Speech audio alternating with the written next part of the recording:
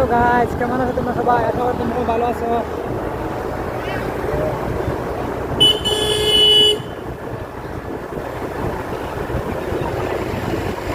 Hello বন্ধুরা, কেমন আছো তোমরা সবাই? আশা করি তোমরা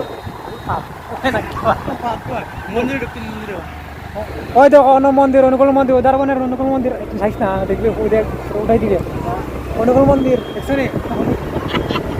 অনুকূল ঠাকুরের মন্দির, সরি।